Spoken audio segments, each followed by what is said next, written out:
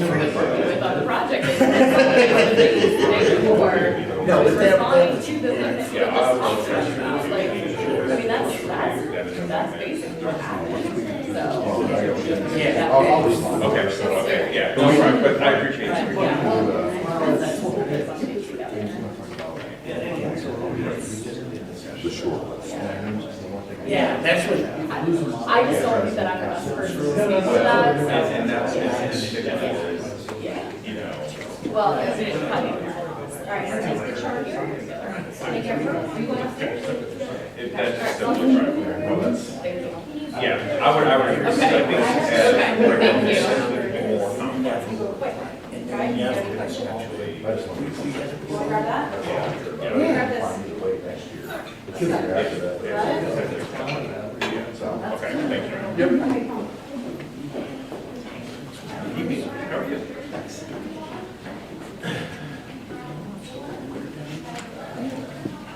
And then there's, what, Super Bowl that's in? I watched the Super Bowl. Like that and so forth, and it was kind of boring. I was really just looking forward to the commercials, but they were kind of like. Yeah, that's usually, I just wait until the next day and watch those, but you know, it was worth watching that thing. It was good. It started, she was, she was in sixth grade. It's some of the better commercials were there. The nice thing about the game last night, it was interesting. I hate when they have a West Coast game that starts at like. There were a lot of penalties, it was. Yeah. Just wait to see. I would go to the grave knowing this was the Lions who were winning the Super Bowl after watching that game last night. Yeah, sorry. I was listening to that game last Sunday, thinking miracles happened, and then the second half started. Yeah.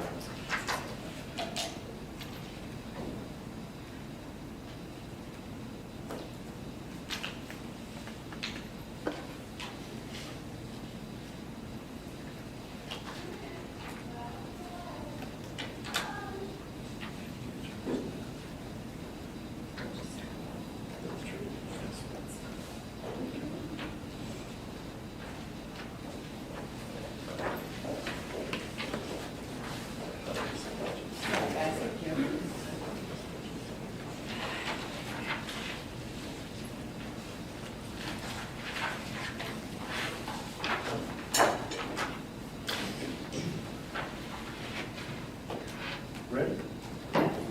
Sure. I'd like to call the February meeting of the Granville Exempted Village School District Board of Education to order. Please rise and join me in the pledge of allegiance. I Pledge allegiance to the flag of the United States of America and to the republic for which it stands, one nation, under God, indivisible, with liberty and justice for all.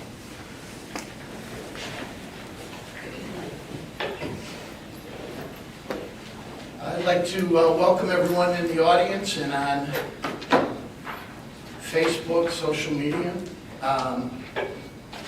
Please take the roll. Mr. Wolf? Here. Ms. Shaw? Here. Ms. Deeds? Here. Mr. Crum? Here. Mr. Miller? Here. Approval of the agenda. So moved. Second. Mr. Miller? Aye. Mr. Crum? Aye. Ms. Deeds? Aye. Ms. Shaw? Aye. Mr. Wolf? Aye. Okay, we're up to staff reports.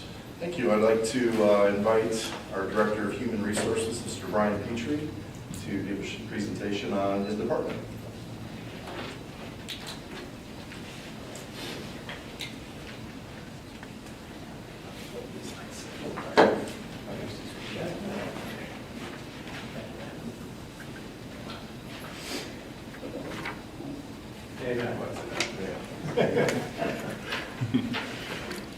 That's better.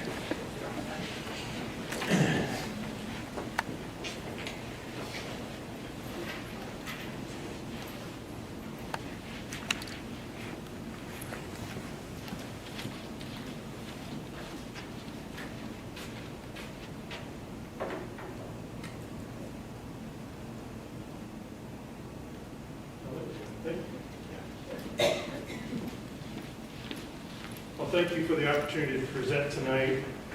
After 6 months here, it's been a real joy to work here so far. So one of the first things that I want to do in this presentation is express my gratitude to the team. There really is a great confluence and alignment of work that's done on a daily basis to make a lot of things happen here, but especially with human resources. We've got Marie, Janelle, Carrie, Brittany, Kim, Kelly, and I don't want I want to make sure, just because Glenn came up and saved me right there. I probably get 8 questions a day for Glenn. And I was told that if I didn't talk about Jeff and Ryan, that they'd have the feelings hurt. So thank you to them for everything that they do. I really, and I was kind of, it's actually funny because people were asking me about this presentation and asking me very nicely about how long it was going to go, and the expectation kept going. So is it going to be 20, 15, 10, 5 minutes? So I'm going to, it is important to me to really talk a little bit about the philosophy of what we do.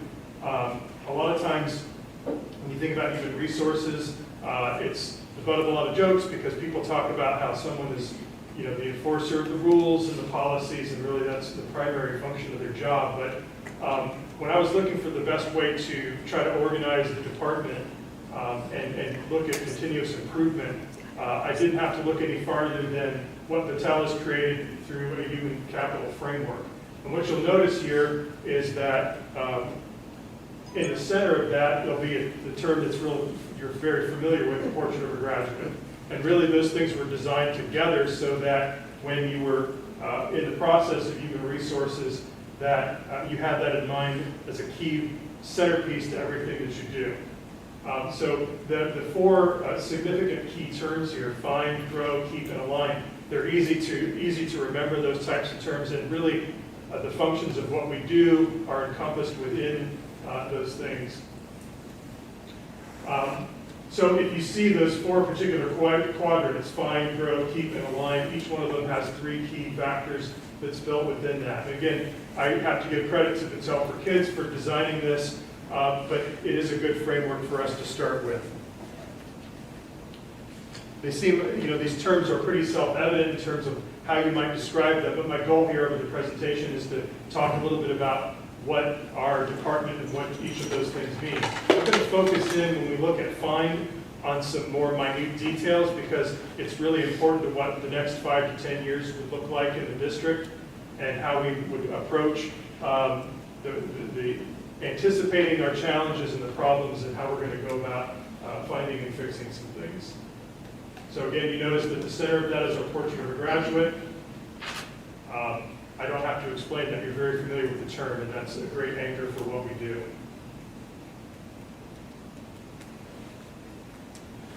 And if it was hard to see those, I wanted to zoom in a little bit more and looking at find. We're going to start off with that in just a moment.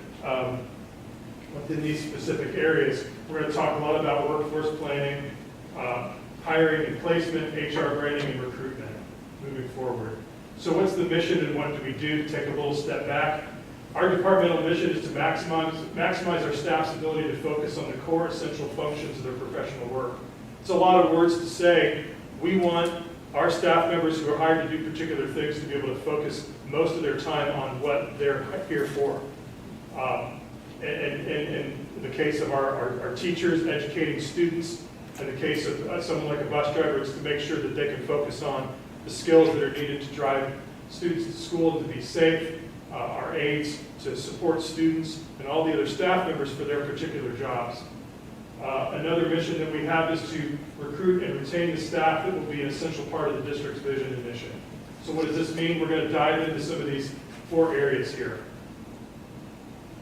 In workforce, defined, we've got workforce planning, like I mentioned, HR branding, and recruitment and hiring and placement. So the goal with our find, understanding that there's an art and a science to workforce planning, is to develop a comprehensive, flexible workforce plan in concert with facility planning, master planning process that includes a philosophy and vision for staffing the district. That's a lot of words to really say that what we need to do is have a plan that's going to be flexible enough moving forward that if we have increased growth like we're anticipating, that the plan will be catered to that. If the growth doesn't come, the plan still needs to be something that works and moves with it.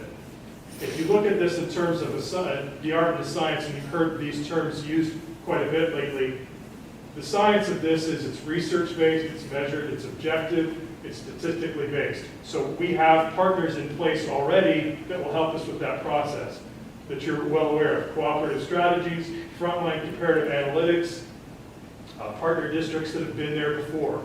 Olentangy, of course, they are thought of as kind of the masters of looking at how student growth affects their staffing analysis. They have a lot of great things to say about how, and a lot of things to learn from that. We've got neighboring districts like Licking Heights that have increased in size significantly over the last 10 to 15 years. So what is the art of this is it's intuitive, it's creative, it's curious, it's subjective, and it's imaginative. And you need a combination of those two things in order to create a plan that's flexible. So who are the partners there? There are people. They're you as board members of the community, there's staff members, there's certainly students in the community. So back to the science, what we like to do is use a descriptive process to create a prescriptive plan. And what I mean by that, descriptive is how are things now? What data do we currently use in order to staff our building? There's a lot of things to learn about how that's currently done and with the last 5 years. Now I've got words over top of this for illustrative purposes only. This particular document that's pasted there, this isn't the plan itself, but this is an example of what you'd start with when you work in concert with the staff, the principals, and the community members. So we look at things like the enrollment projections, we look at student-to-teacher ratio, we look at classroom salaries for incoming staff members, where we're hiring them, what are our anticipated growth in terms of increase of salary. Something that we'll talk about in a moment is intervention positions. How do we calculate that? What is the need for that? And I know our custodial is subcontracted at this point, but the point would be to look at every particular type of employee here, having developed a model for if we grow this much, this is how much we would potentially need moving forward. Whether it's to outfit a brand new building or a building that's renovated or expanded. So the next step in this is to develop a long-term plan that at least twice a year we would input data into in order to get new projections about what the staffing and cost would be for the plan moving forward. And again, this is for illustration only, but we've got fiscal year 24, which is this year, through 27, and you'll see that if we have X number of students who enter the district, this would precipitate different additions within the staff. This many teachers, it might be this many administrative staff members, this many related service, and that would all be something that would be transparent and visible throughout that process and shared with the board. The art, I'll go back to this again. You can't do all of this in a vacuum. You can't do it based on numbers. What you need to make sure, what we will be doing is meeting consistently with the principals and the directors. The process that we have in terms of the master planning and the facility will allow for stakeholders to come in and talk about what they would like to see in the district, what programs, and look at course and schedule selections. So we'll talk a little bit about the challenges, but I do want to focus on the fact that the Ohio Department of Education and Workforce is understanding the challenges that districts have.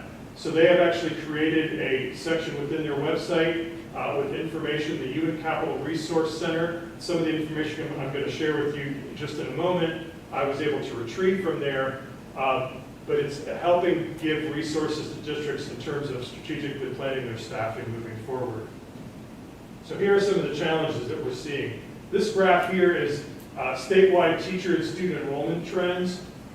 One of the things you're going to notice here is that over the last 10 years, the state's lost approximately 100,000 students.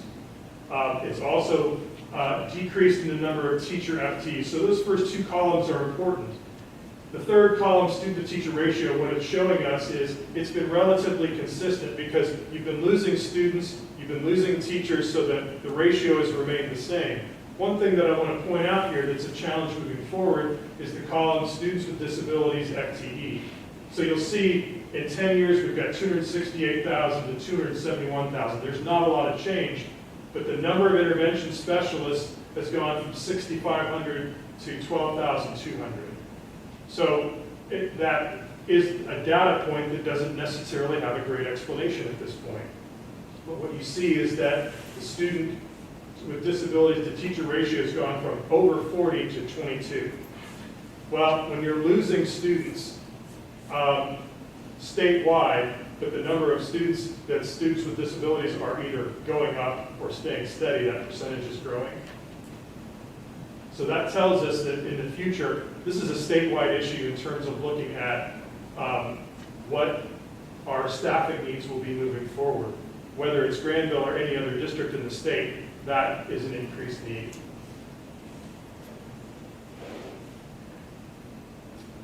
Looking at the future teacher workforce again, this is a statewide trend of newly credentialed teachers. So in the last, with 22, the 3 years, 22, 21, and 20, what you'll see is the number of university teacher preparation programs in Ohio that are yielding newly licensed teachers is decreasing significantly. We are seeing a rise in alternative pathway, but you'll see the overall number of graduates that's available to the state as a whole is decreasing. This will be a challenge. It makes that the market forces, or it's going to be more challenging. I mean, even in a district where it's a highly sought after district in terms of being an educator in a district like this, the challenge is going to increase. You know, we were talking earlier about the number of applications that you might have gotten 10 to 15 years ago for one particular position is almost less than 10% in a lot of ways, maybe even closer to 3% of the applications that you would get. So the challenge is to be able to go out and get into post positions and be competitive to get the best teachers out there. The future of the teacher workforce, again, we're looking at a statewide trend in teacher attrition. Now, teacher attrition would be teachers that leave the field. This particular statistic is a little bit concerning to me because it's exiting teachers with 11 to 20 years of experience. What you'll see here is that back in the, between 2013 and 2015, the number seemed to be very high. Well, why was that? My analysis of it is this was about the time of Senate Bill 5, if you remember that, and STRS reform. People were leaving the field because of changes to retirement and legal changes. Then we've got the pandemic. The concern now is that we are starting to see more teachers that actually have 11 to 20 years worth of experience that are leaving. All right, so we'll try to get away from the sad talk here. We'll talk a little bit about what can we do, what are we going to do moving forward. And in the first 6 months, there's a lot of taking in of information and starting to build a plan looking forward as how we're going to staff, especially with a district that might be growing. State and national presence through School Spring and the Ohio Department of Education and Workforce, making sure that we're getting jobs posted out there promptly that are available. We do have a number of job fairs even that are coming up here. Licking County is going to have one, Teach Ohio and Ohio State, and branching out. I'm able to meet with human resources directors from Central Ohio, and they found that going out of state is yielding very, very few results and having teachers come back, or teachers come to Ohio, unfortunately. Of course, we're going to be using an increased presence in social media to let people know that those jobs are there. And then even going into individual professional association job boards to post positions. For example, the French position that was posted, I went into, because I'm familiar with it, was able to go in and make that post, and those jobs are there. But we'll have to be very creative about how we get those jobs out there.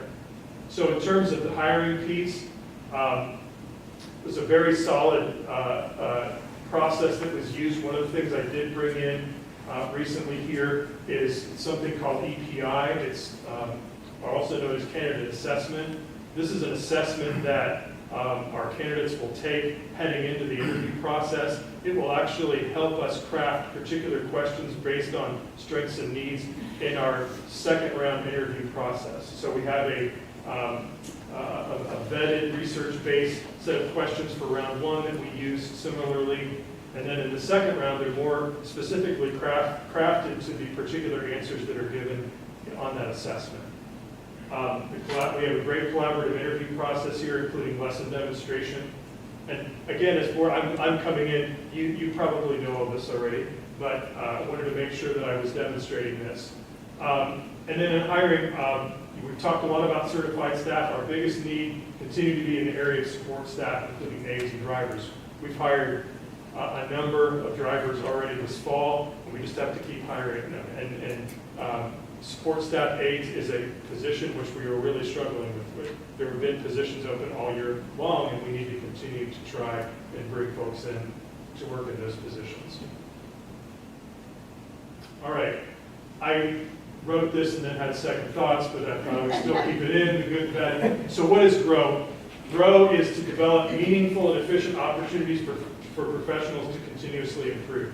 I put the good, the bad, the ugly because really there's a challenge with asking teachers to grow in that there's only a finite amount of time that our staff has in the course of a day, a week, and a year. And we need to make sure that we're always cognizant of that, and that when we are lobbying for change or lobbying for improvements, that we understand they need us to empathize with what they're going through in that challenge with professional learning. So I'll talk about a little bit about the good that's happening first.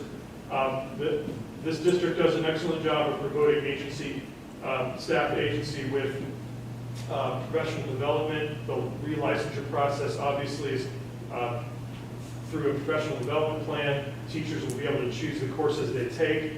There are book studies available. The tuition reimbursement process is very robust here. It really allows for teachers to be able to engage in professional development at little to no cost. The necessary evil here is really not the ugly or the bad, but public school works. It is if you've heard complaints about it, it really though is a vital part to the compliance piece of what we do. Someone may say, you know, I already know how to operate a fire extinguisher and I could do it in my sleep. Well, some of the stuff that's in there really is important, especially for our newer staff, to be able to learn the particular protocol. So public school works, but the benefit is to this, using this online platform, is that it does not necessarily require our staff to sit in front of a presentation perpetually to learn things that they can do as far as self-paced or self-guided. Another thing to understand is that at certain grade levels there is more stress than other places in terms of professional development that's required or that will be happening because of new literacy, new curriculum coming in. We know we've heard a lot about the dyslexia bill and the training that is required in that, and that is, again, something that's more focused towards teachers in our K through 6 environment. So this was otherwise going to be called the ugly, but I thought second. That really, what you need to understand, or what I'd like people to understand about this, is that no one can argue with the intent of this legislation. Okay, these are all things that are important to protect children, so or to promote safety in schools. What we would ask those that when legislators are looking at this, that they understand the level of commitment that they're asking of the teachers in order to do this on a year in and year out basis, and to perhaps, if we could lobby for something, us being able to demonstrate that, you know, our particular district with the track record we have would be able to say, okay, we've done this and we can move on. We have to revisit it maybe not every year, but every 5 years, every 3 years. So I put this list on here, again, knowing that it's really important. But if you notice, what I put here is that all these have been created or augmented within the last 5 years. So it seems like every year there's a an addition to training requirements that are fairly similar, but we're adding on just that much more time. Okay, so having said that, keep, that's the next really important piece here. So employee well-being is something that, again, in the first 6 months, starting to explore. I want to talk a little bit about what I'd like to do by setting the goal, facilitate retention of well-rounded staff through a focus on well-being, recognition, and engagement. So continuous improvement to an employee recognition program. I know one of the first things that I noticed when I came in was that we are recognizing teachers at the opening convocation. I think there are more opportunities to do this and make sure that it's not just about recognizing individual teachers, but showing other teachers the accomplishments of their peers and making sure that's a part of regularly what we do. So at the board meetings, we are acknowledging that. How can we expand that so it's a part of our daily vocabulary as far as recognizing our staff members? Employee support and wellness through the Wellness Committee. We just happened to meet within the last 2 weeks, and through the Employee Assistance Program, which if you're not familiar with Balance EAP, I'll provide more information later about, not in this presentation, but I can send through Mr. Brown to you if you're unfamiliar with that. It really is a great program for employee assistance and well-being. Number 3, develop better understanding of benefits of longevity in the profession of education. I think that we're losing people, or we're not getting people to enter education because they don't feel like educators are being valued. I don't know how much we can do from our seats to change that, but I do think having the philosophy, from my standpoint, it's even something as simple as making sure that when our younger teachers are coming in, that they fully understand the retirement system. A lot of them don't understand that, and they're not able to make informed choices, or they're leaving the profession because they don't understand what they're leaving behind when they leave. That if they were to stay, if they were to have that longevity, that there are a lot of good things that come of that particular system. Finally, continuous improvement in the onboarding process. I just went through this myself, and I want to make sure that when our staff comes on board, that they're able to get to their job quickly in terms of not being bogged down with some of the processes that they otherwise would be, because we want them to focus on their primary job. All right, I promise I'm almost done. The last thing about aligning this is how do we communicate all of these things? So one of the things that we've been talking about with the leadership team is we have a platform called Records, which at this point is being slightly underutilized. So my plan is to build it up so that what Records is it takes the processes that would be involved in employment. And an example would be like if you want to do a request for unpaid leave, or if you want to upload your transcripts, if you want to do a salary advancement, all of these types of things in the past had either been done through email or they've been done through a paper trail of writing, filling out a form. We would like to be able to get as many of the processes into the records program as possible. And again, it's to make that more efficient for our staff so that they're spending less time on those things and more time on planning for instruction and being in the classroom. This will include, I talked about helping our new hires, a new hire welcome packet that we're in the midst of creating right now. These are some of the pages that have been created, a glossary. Really want to make it so that it's very evident for our new staff what the process is coming in. And then this is a picture of ClassLink, if you're familiar with that. This would be a way of the lower right-hand corner where it has the white background with the blue key. That's our unified talent records. That refers back to the screen I was in before, where you'd be able to do a lot of those processes. We want to make sure that it's very streamlined and doing things that shouldn't be taking a lot of time at all. That's really it, I guess, to talk about those four terms. If I go back to, again, what's important to our department: find, grow, keep, and align. I can't really wait to start working more deeply on some of these things. And hopefully this time next year, I'll have a lot more to share with you that's specific data about how we've done and what we've done to grow moving forward. So any questions? You know a lot. You know a lot. That was really informative. I'm kind of like, where do I start? Yeah. Yeah. Well, my door is always open if you want to call and discuss the processes. I'm excited to be working on a lot of this right now. And again, I go back to the team. I mean, there's a lot of work that goes into all of this, building the forms or building the processes, and I'm very appreciative of all the help that I've received so far. There have been certain questions I know, Brittany's going to smile, because there's certain ones that I probably asked 4 times, the same question, but everyone's been very patient with that with me, and I appreciate that. Thanks, Brian. Yep. Thank you. That's great. I would say on behalf of the leadership team, Brian's been here 6 months, and you can see the work that he's done already. And, Tanya did a great job of setting up our HR department, and Brian could have walked in and just said, well, that's what I'm going to do, but been very impressed with his continuous improvement mentality, and that's what makes us a better organization. And HR is kind of like the game of golf. I'm not sure you ever master it, because there's always something new coming up, and he certainly has that mentality, and you see the end result of that. So we're really appreciative and we're lucky to have him on our team. Thank you. Thanks, Brian. Mrs. Triola is next. You don't want any bad or ugly. Oh, this is the monthly financial report. It's all good. It's all good.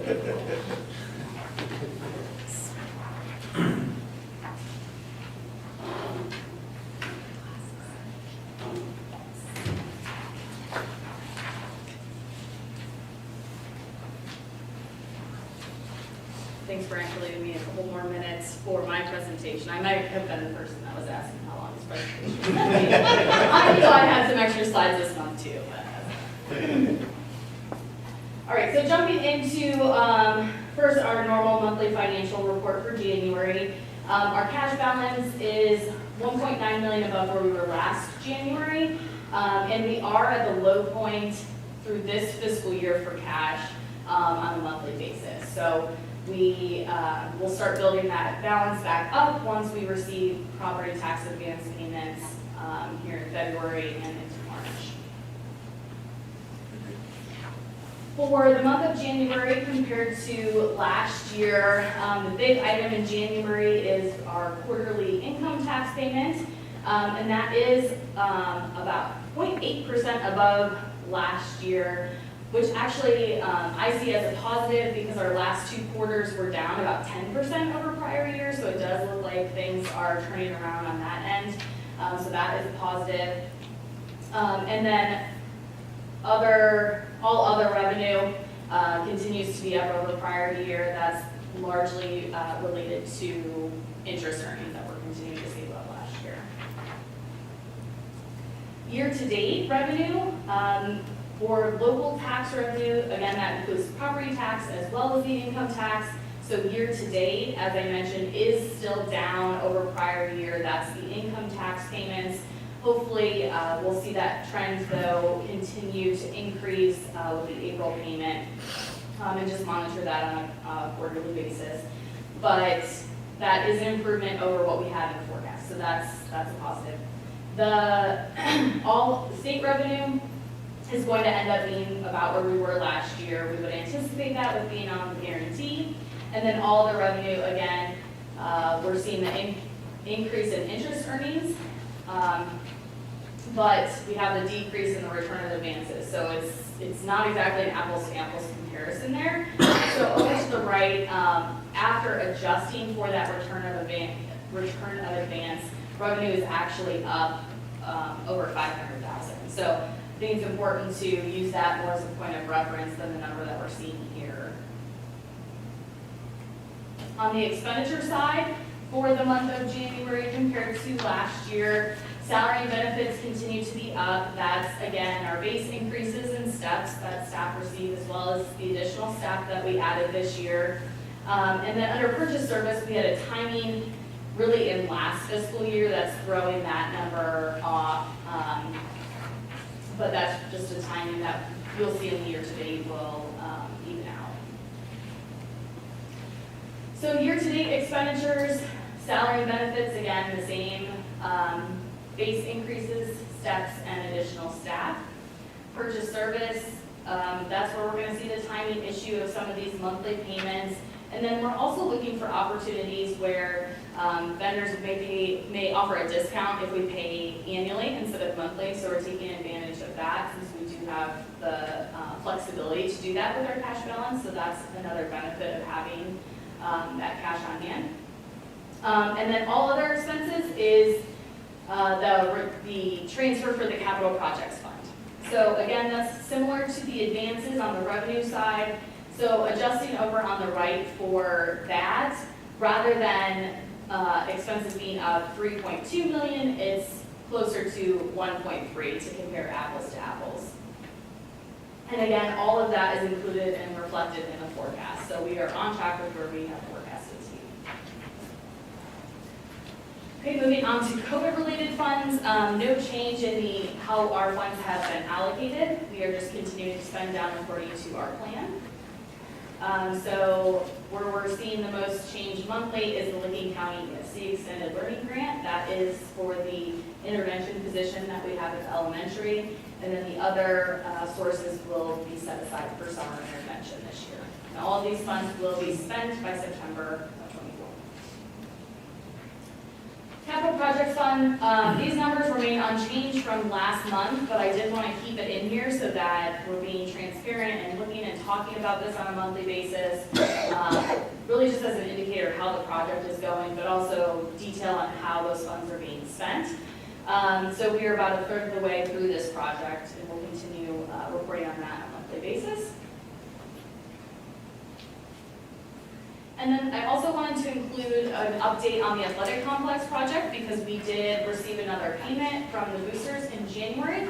So our outstanding receivable balance is down to just over $20,000. So that's awesome.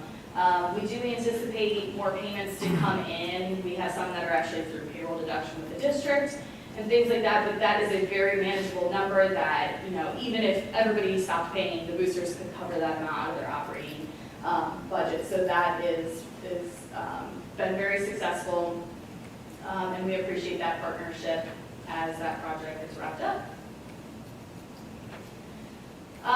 Next we have cash reconciliation. Nothing really to mention on that. So I will move forward to another compliance piece as part of this month's report, which is the credit card report. So this is something that we're required to report semi-annually. And this just shows any rewards that we're receiving from any of the credits that we have. And even things like Amazon have to be listed on this because we do have a credit limit associated with that account. There was just one change from the last report, actually two changes. We have an additional Park National Bank credit card at the high school so that they can have 3 cards in circulation there, which they tend to be utilized by staff at all times, so that's been helpful for them to have that flexibility. And then our Amazon credit limit increased slightly over the previous report. It's not really anything that we necessarily requested, it was just something that they did based on our volume. But none of those credit cards offer rewards? Is a rewards received thing there? Is that not an option for us? Yeah, or? so the Amazon, to my knowledge, there is a program for Amazon rewards, but it would be for a 501c3, which we are not, so we do not qualify for that program. Certified, which is just our gas purchasing card, does not have that reward, but we do that based on the vendor that we have available to use, which is kind of limited in Granville. And then Park National Bank is the one where we would have more flexibility in choosing a different vendor. That's really just a partnership that we've had for a long time, so we have not chosen to change to a different vendor that offers reward. That is something that we could look into in the future. We don't do as much through the credit card as maybe some other districts because, for example, we have Amazon set up to direct bill, as is reflected here. Those charges aren't being made on the credit card, so our actual volume that's hitting the card isn't as much as some other districts. And the reason we do that is because we have so much volume with Amazon. It would make the reconciliation process of the credit card quite complicated to keep track of all of those transactions on top of it. So it's not a huge number. It wouldn't be material in any way that would make that necessary, in my opinion, to make a change. But it is, it's an opportunity. Okay, and then the final piece that I wanted to report on, just while I am presenting, that will be an agenda item later in the meeting, is related to tax rates. So as you know, Licking County went through a reappraisal for 23. You probably received your tax bills. And what I wanted to show specifically related to the tax rate is the reduction factor. So this is a concept we've been talking about and I've been sharing on a regular basis over the last really year and a half, I would say. And what that is reflected here if you look at the voted rate. So that is what each of these levies were originally voted in at. That's a total of 89 mills. Over time, that gets reduced as values increase so that the district collects approximately the same amount of revenue. So in 22, that effective rate was down to 40.7 mils. With the significant reappraisal in 23, tax rates were adjusted again down to 31.2. So I just thought that this was important for us to look at and really understand what's happening on the tax bills. And this illustrates that concept that we've been talking about really well. Since there was such a significant increase in values, the decrease in tax rate was rather significant. This is greater than what we would typically see from year to year. So this is not something I usually present on when you're voting on the tax rates, but I thought this year it was important for us to really look at and understand. So this is an agenda item that we will be voting on later in the meeting, which is really just a formality for the Board of Education to approve because, as I said, tax bills have already gone out, so those rates are already set. That goes through the process through the Licking County Auditor's Office and is approved at the state level, and then is approved at the local level as final, just basically checking the box type of thing. If we wanted to make any changes to what we're actually collecting as far as the effective rate, like we've talked about in the past, that action would have to be taken like in September timeframe for it to actually impact what is billed. So this is just the formal action to approve. So what was the net change in, for example, residential or real estate values that drove this change in millage? It was a little over 30% was the increase, average increase in property values for residential. Right, so houses and real estate in general went up by 30% in Granville, and here you can see the millage rate went down from 40 to 31. Right. Some of it's inside millage, which doesn't change, but generally the millage adjusts down so that property tax bills should not be significantly higher. Well, it would be higher by the difference there, whatever that is, but. Right, and so that is unlike some other districts in Licking County who are on the 20 mil floor.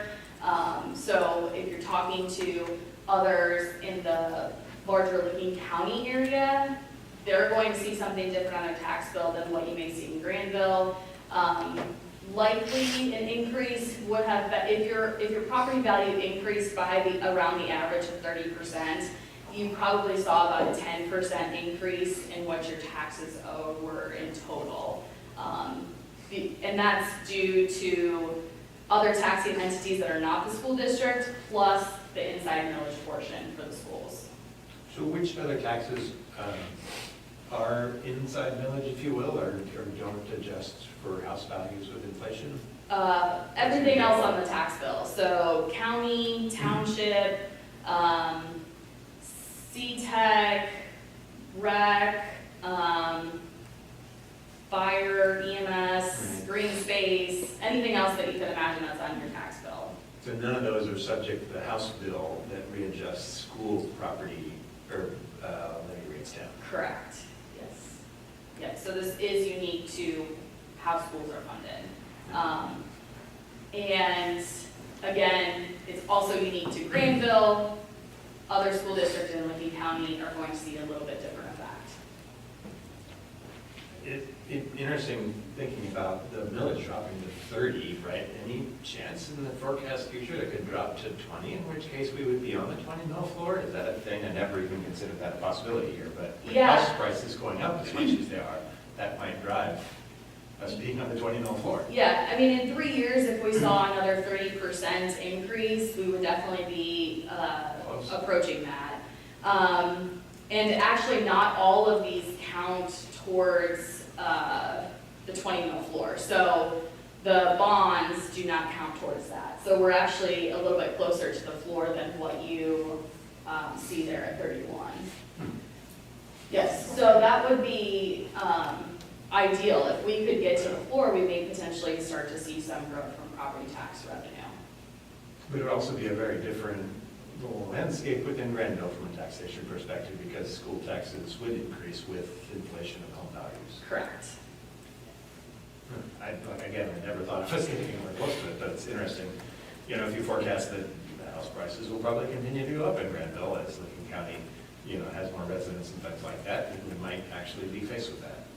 Yeah, I mean, it's unlikely that we would see another 30%. I think that would be incredibly unlikely to see because this was a full reappraisal. You don't tend to see as big of an increase with the 3-year update as you do with the appraisal. So, I mean, it's unlikely, it's not completely out of the question, but it's unlikely. And a reappraisal happens every 6 years? Correct. That's interesting. All right. Okay, any other questions or comments? Thanks for taking time to Yeah, explain that. okay, thank you. Thanks, Brittany. That's huge.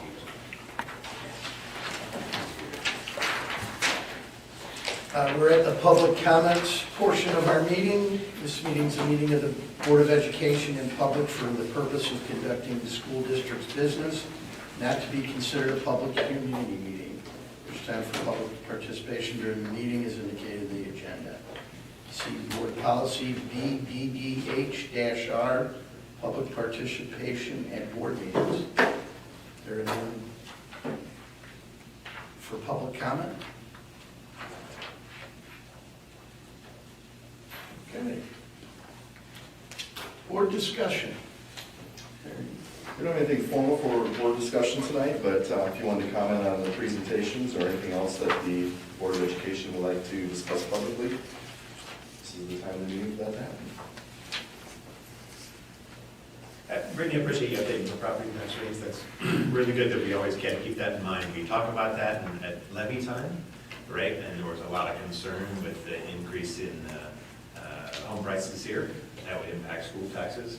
It's good to point out that school taxes, for the most part, are adjusted down for that.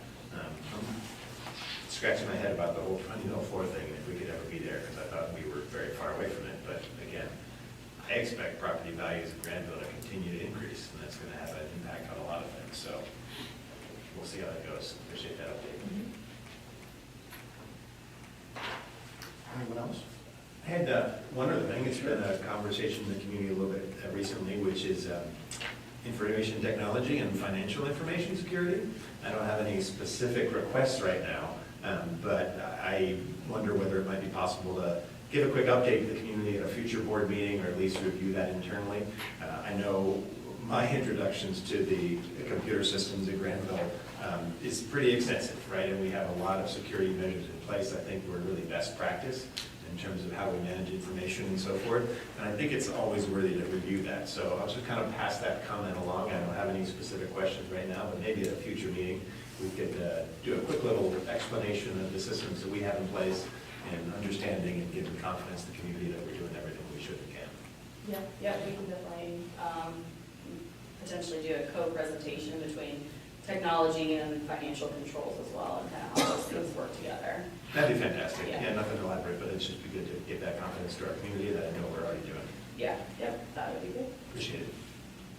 And then that just kind of reminded me of Public Works doesn't have teachers do anything around financial literacy, right? Okay. Not to the best of my knowledge. I was just curious, I just was thinking about how much, how much the state requires and, There was a long list there, though, wasn't there? yes, all really, Yeah. really important stuff, but the fact that teachers have to, and districts have to, be involved in these really big issues over just 5 years, those 5 things, or that big list was a lot. Yeah. And as a representative for Granville on the CTEC board, I just wanted to share their March of next year, March of this year, they're going to be starting what they're calling the Automation and Electrical Controls Pathway. And it's a lot to do with robotics and what's going to be coming down the pipe with Intel and other industries, and I just think it's an example of our partnership with CTEC and how they're staying ahead as much as they can ahead of the curve on offering programs to the county and our students as well. I had a chance to visit CTEC with my son Jack, right, and they were touting that program a little bit, which should really, come into full swing next year. And with all the jobs that are expected to come this way, it's really impressive that a place like CTEC, COTC, the other colleges and universities, and even community colleges are really stepping up to find pathways for kids.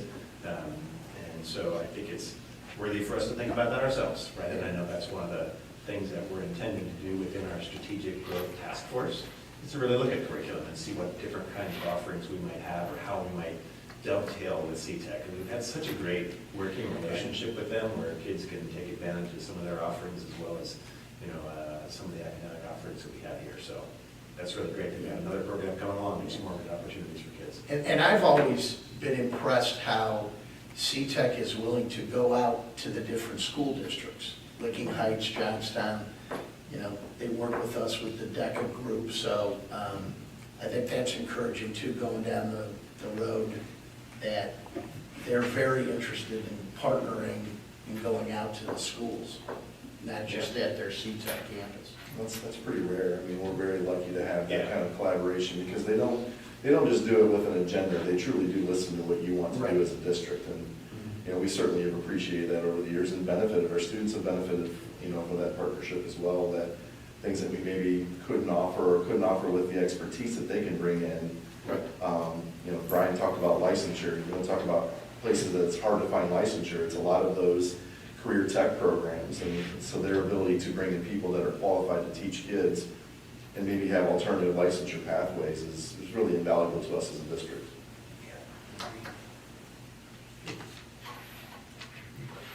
Anything else for board discussion? Okay, the action agenda. Okay, our first action agenda item is 9.01, approval of master facility planning resolution. So, second? Okay, this is the approval of the resolution that will select Fanning and Howie Associates Incorporated as the design professional and authorize negotiation of agreement for master planning services. So this is part of the RFQ process run by Mr. Lofton to do a master facilities plan. It's many submissions for the RFQ. We interviewed 3 of those groups along with the Community Strategic Task Force. Any members that wanted to join those interviews did, and a lot of background research and conversations and analysis of those presentations. And Fanning, Howie and Associates is who we'd like to negotiate with to begin that process. I had a chance to sit in on all of those interviews. We had 3 great firms come and propose working with us and things like that. And I noted with Fanning and Howie, they have a great integration of their strategic planning as well as potentially architecture work. And it's really nicely the way that's kind of seamlessly integrated within their company. If at some point in the future we need the architectural support, there's going to be a seamless handoff there. And it's so- local. And it's local. It's a company that It's a started very right here in important piece of Ohio that. and has been very successful and expanded around the country and things like that.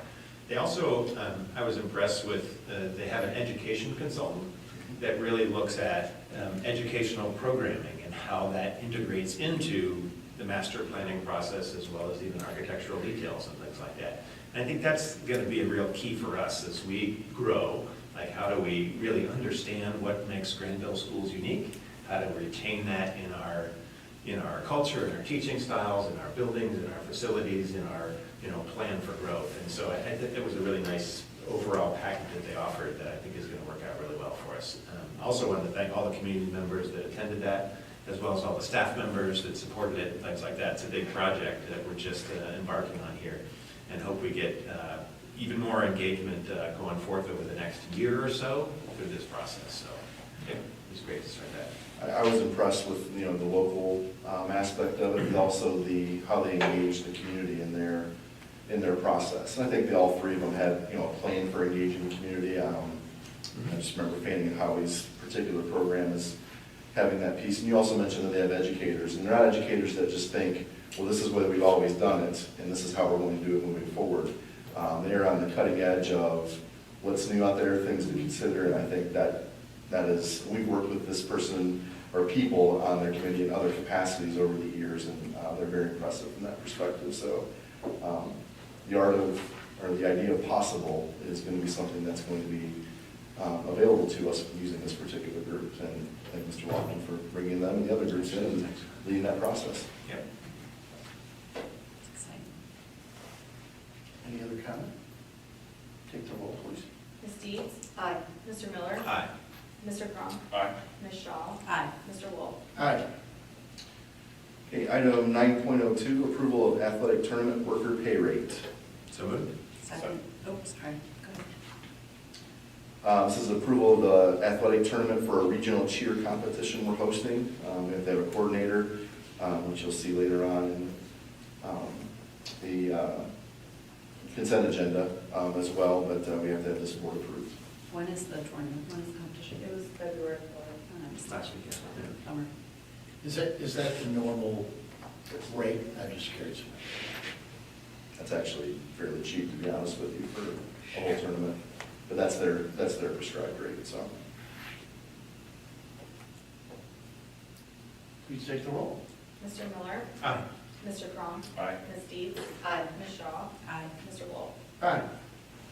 Okay, action agenda item 9.03 is approval of job description. So moved. Second? So this is related to Brittany's conversation about ESSER funds.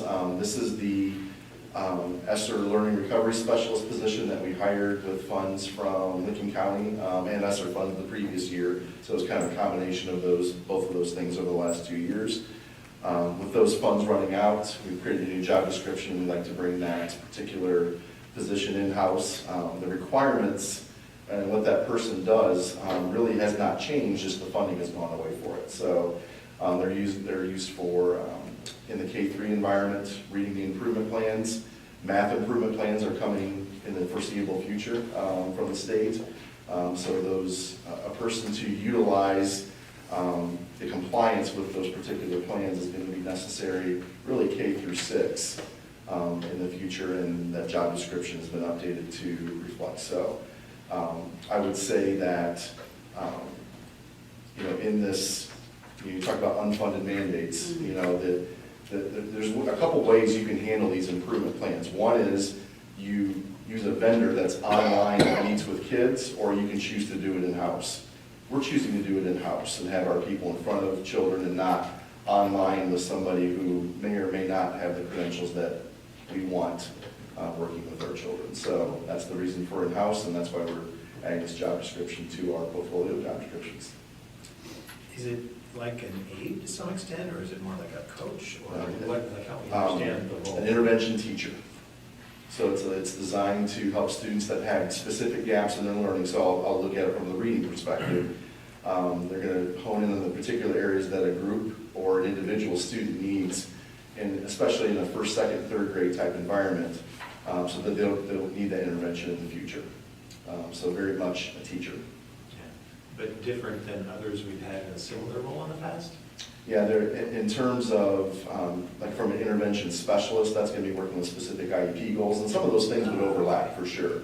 But students who work with this particular person may not have an IEP. This is open to any student.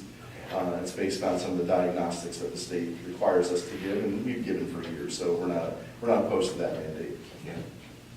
Okay, great, thanks for explaining that. Personally, I like the idea of having in-person action with our students. I just think it's probably, especially the age you're talking about, is a lot more effective than using, video, and which are great tools. I just think this, for what we're trying to accomplish here, this is really important, that it's the human interaction. Well, with every school in Ohio under the same requirements, the access to those is limited as well. Take the roll, please. Ms. Shaw? Aye. Mr. Miller? Aye. Mr. Crum? Aye. Ms. Deeds? Aye. Mr. Wolf? Aye. Okay, thank you. For the consent agenda items 10.01, approval of routine business content, letters A through D. So moved. Second. I think I have one correction to motion A in the organizational meeting minutes. The assignments, I think, are flip-flop for 23, 24 for the OSBA delegate. I'm getting you out of it. Oh, and thank you. I believe you must be correct then. Thank you, we will make that correction. Okay. Thanks. Thank you, Mr. Cron, for pointing that out. A few things that, if I could, before we go or vote on this, acceptance of donation and grants. We'd like to thank Kravitz, Brown, and Dorch LLC for their donation to the Archery Club, GIS, and also our Stronger Connections grant for $5,000. Can you just tell us what that is? I'm gonna actually let Brittany talk a little bit more about that one. Stronger Connections Yeah, grant? So this is a sub-grant of Title IV funds that are one-time funds this year. And there is a non-public component of this, as with most federal funds, so we don't get the full benefit of the full $5,000, so some of that goes to Granville Christian. But we utilized those funds to offset a portion of our Ohio Guidestone agreement, which we have previously been using wellness funds, so we are trying to maintain that agreement with offsetting any federal funds or state funds that we have available before we hit general funds. So that's what we've utilized those funds for this year. You have all kinds of supplemental contracts for this particular school year. For next school year, you have a supplemental contract for our new head girls soccer coach, Ty Trin. So we're welcome him aboard. Sad to lose Scott Forster. Scott obviously had success beyond imagination in his time here, but he's ready to move on and do some things. And we're lucky to have Ty coming in and coach. Ty lives in the community, wealth of experience coaching soccer over the past few years, so excited to have him on board. We have some volunteers. We want to again thank all of our volunteers for the work that they do with our children in a variety of roles. We have lots of new substitute teachers, aides, and secretaries being approved. I'd like to point out the very first one on that list, Bjorn Ludwig. I know. There's certain things that happen when you've been in a district a long time that maybe make you feel like, why you have so many gray hairs, and that was seeing Bjorn's name on there and seeing Bjorn in the classroom teaching AP calculus for us now that Mrs. Teixeira has left his position. He's doing a great job for us, but it always comes full circle. And Bjorn may have teaching in his blood just a little bit with mom and dad, and I couldn't think of two better role models for him, so he's doing a great job for us. We have some leaves of absence on the next page. The tournament workers, that fee that you just approved for the tournament that we just had for competition cheer. And then finally, we have a resignation. Dale Simpson is going to leave us. Dale's been a bus driver for a very long time. First person to see the kids, last person to see the kids, and he did a great job for us, and we're happy for his retirement, but we're sad to see him go. There is one field trip that I would like to point out as well, and that's the GHS DECA students. They'll be spending the night at their conference March 8th, overnight into the 9th. That's the Business Career Tech Pathway program that CTEC sponsors for us. Any other questions on the consent agenda? I understand we're in the hiring process for a football coach as well. We are. Do you have any updates just on timing in general and the status of that? I would anticipate that you'll have a recommendation to the board at the March meeting for that position. Fantastic. Take the roll, please. Mr. Miller? Aye. Ms. Shaw? Aye. Ms. Deeds? Aye. Mr. Cronk? Aye. Mr. Wolf? Aye. Thank you.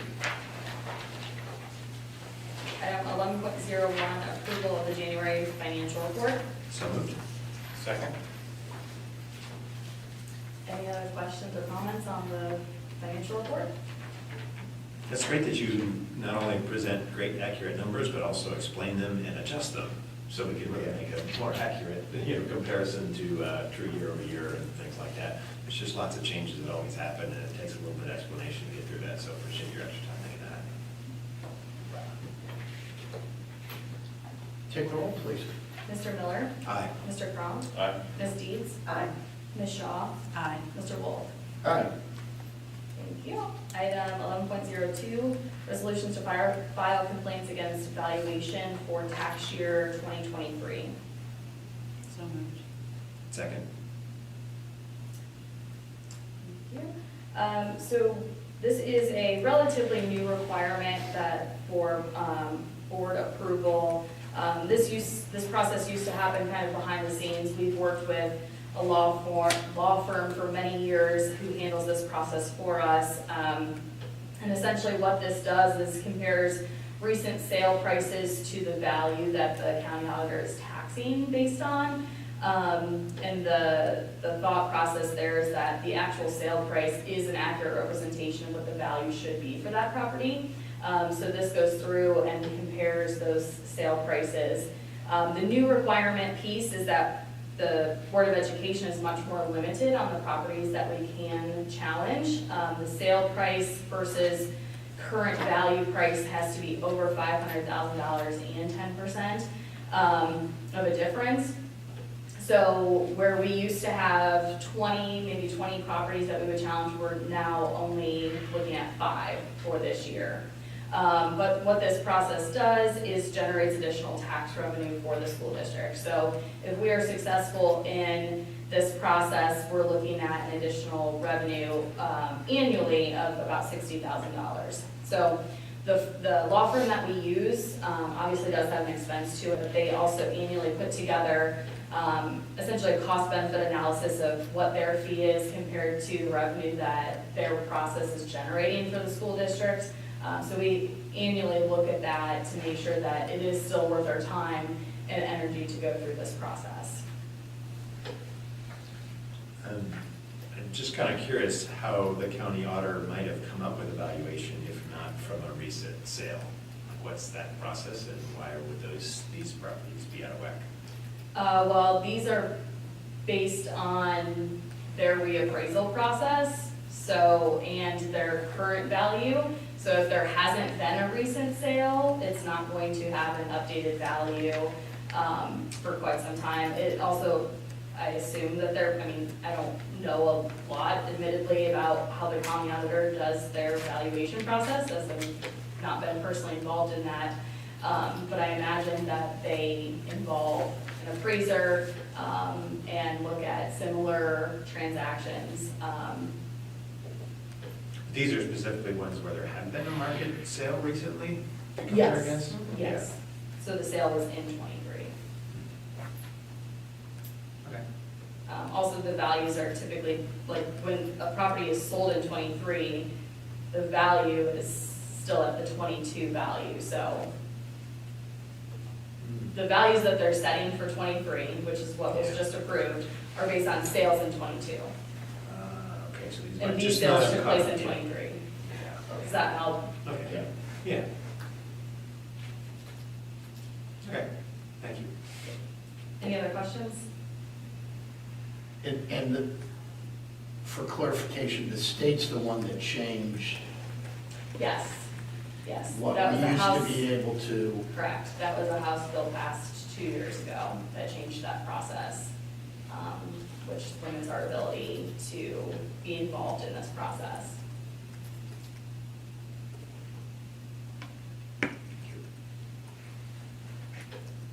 take the roll, please. Mr. Miller? Aye. Ms. Shaw? Aye. Ms. Deeds? Aye. Mr. Cronk? Aye. Mr. Wolf? Aye. Thank you. Item 11.03 is the resolution accepting amounts and rates. So moved. Second. Okay, as I mentioned, this really is a formality, and those rates are, as I presented previously, and go through, again, the process through the county auditor's office, and then final approval by the state. Discussion. Take the roll, please. Ms. Deeds? Aye. Ms. Shaw? Aye. Mr. Cronk? Aye. Mr. Miller? Aye. Mr. Wolf? Aye. Thank you. Item 11.04, then and now resolution for Sergeant Laboratories for the Aristotle license renewal. So moved. Second. This is an item that is over $3,000, and we did not have a purchase order in place prior to receiving the invoice, so that requires board approval. Any questions, comments? The regularity of these, either then and now resolutions or adjustments and balances, give me confidence that we're watching over things carefully. If we didn't have our eye on the ball, we wouldn't have all these little things, so we appreciate your work. Yep. Take the roll, please. Ms. Deeds? Aye. Mr. Cronk? Aye. Mr. Miller? Aye. Ms. Shaw? Aye. Mr. Wolf? Aye. Is there a motion to adjourn? So moved. Second. Ms. Deeds? Aye. Ms. Shaw? Aye. Mr. Cronk? Aye. Mr. Miller? Aye. Mr. Wolf? Aye. Thank you, everyone.